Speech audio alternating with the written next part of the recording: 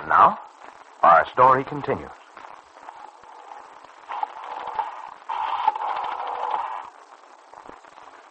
Hello. Let me speak to Mr. Duval, Leroy Duval.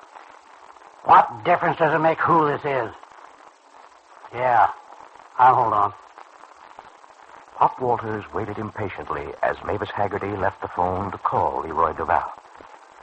Pop had been frightened by Sheriff Ellis's visit, by the sheriff's avowed intention to check thoroughly into Walter's past. It was something Duval ought to know. After what seemed an eternity to the anxiously waiting Pop, he heard Duval's approaching steps, could faintly hear him speak to Mavis as a door closed. Then... Hello? Leroy? Yes? This is Stanley. I got to talk to you. What the... Just a moment.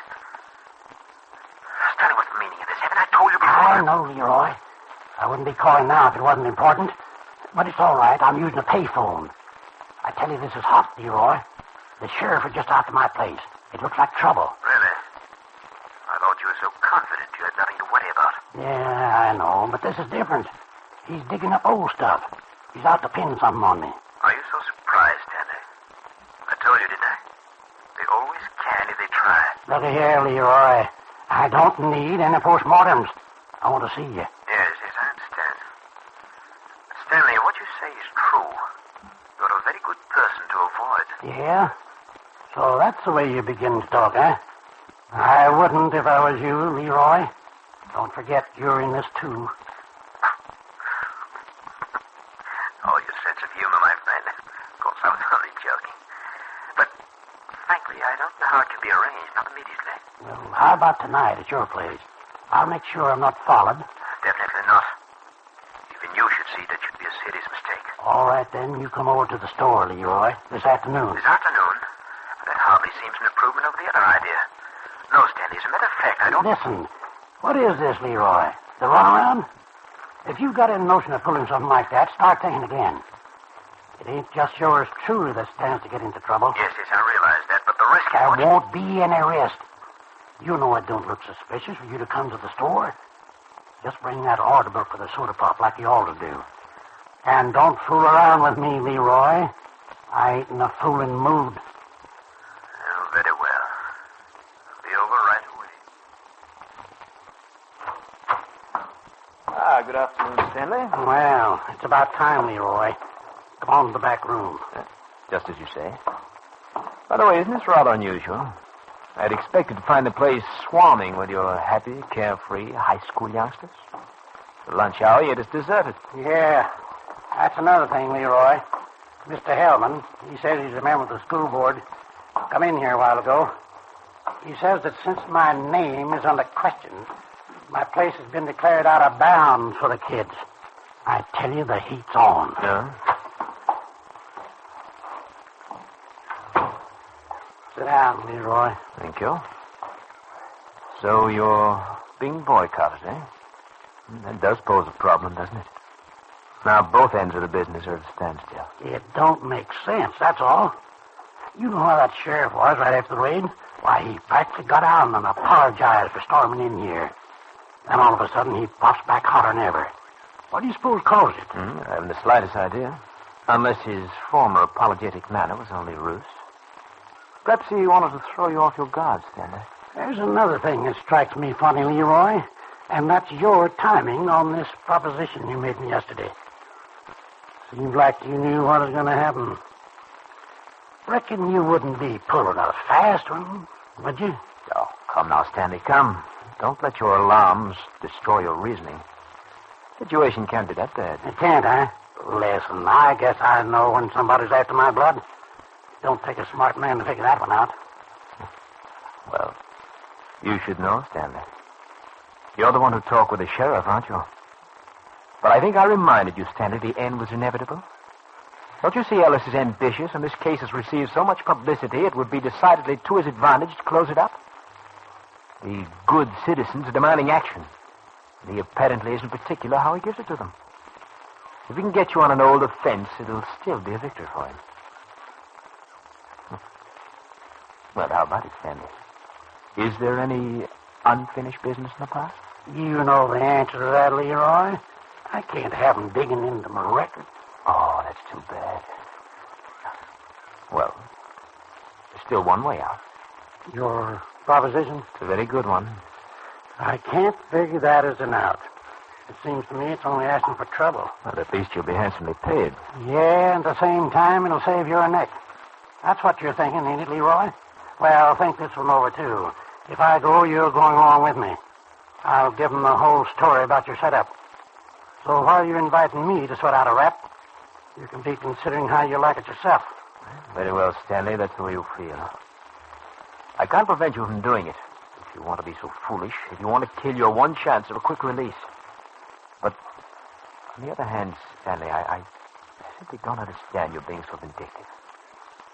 I've done quite a lot for you in the past, you know. And I undoubtedly would continue to help you in the future. Sure, you've done a lot for me. Everything, but listen. I told you this town meant trouble, didn't I? Didn't I say it wouldn't be like any of the others? I said, let's get out a long time ago. But you knew all the answer, Leroy. You couldn't see it at all. I didn't anticipate your handling Ricky the way you did, Stanley. If you hadn't been so stupid and threatening him, we wouldn't be in this silly mess. What do you mean we wouldn't? I'm the one that's in it. But I thought you were going to take me along with you. Oh, Stanley, it's so ridiculous for us to quarrel. Right now, we must cooperate. I've given you the assurance of a quick release, either a pardon or a parole. Now, actually, you'll serve a very little time. And, Stanley, you'll have this, all of it, when you come out. So, you brought that stuff along again, huh? Oh, that's very precious stuff, as you call it. Particularly when it comes in $100 denominations, as these do. Oh, Stanley, do you actually realize what it means to you? There's a small fortune here, enough to buy a small business and guarantee you security all the way through your declining years. And when you come out, you can kiss the rackets goodbye. You can live in peaceful contentment wherever you wish, without the police ever snooping around. You say when I come out, Leroy. Don't you think you'd better say if I come out? How can you be so cocksure about this pardon? Stanley, the man who'll be in a position to do it has already given me his word. Who's that? Mr. Jonathan Smith? Do we need to discuss that? Look, I've always kept my word to you. It's Mr. Smith, all right. He figures into it some way, I know. It was Mr. Smith that tipped us off about the raid. But it beats me, Leroy. I don't know how you ever got him to play along. It shouldn't be necessary to question your good fortune, Stanley. Yeah? But I don't know that it's exactly the fortune I want. Well, it's your decision. You can continue to let Ellis hammer at you until he has what he's after, or you can reveal the nobility of your soul by making a confession. And, Stanley, for that sum of money, I'm afraid I could be noble myself. Yeah, then why don't you try it? Would you really like for me to? After all, wouldn't I have to incriminate you as my go-between? You've got it figured out pretty smooth, haven't you? The facts are obvious, Stanley. Yeah. Well, I'm not a complete fool, Leroy. I guess I know when I'm licked. Oh, this Mr. Smith, or whoever it is, do you think he can make good on that pardon? I'm confident of it, Stanley. After all, we've been friends for a good many years, you and I. I wouldn't let you make this step unless I certainly felt absolutely sure it was to your advantage, would I? Yeah. Well, in spite of our arguments, Leroy, I guess you have played pretty square with me. Why, of course I have, Stanley. You realize it's impossible for me to admit any part of this affair without involving you. That's why I'm willing to pay such a high price. Let's call it an expression of my gratitude and my personal regard for you. Yeah. Well, it's a lot of money, Leroy, but I don't know. A short time later, Leroy Duval stepped into a phone booth in a downtown drugstore, dialed Jonathan Smith's office in the Smith Construction Company.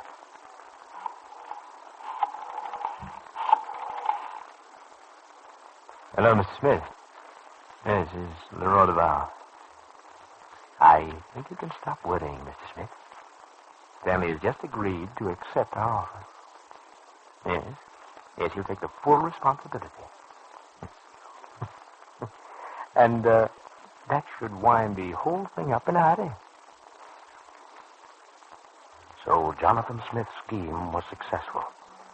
Under pressure applied by Sheriff Ellis, acting innocently as an instrument of Mr. Smith's, Pop Walters has agreed to confess to selling liquor to minors. But are Mr. Smith and Leroy Duval justified in their confidence that it will leave them in the clear?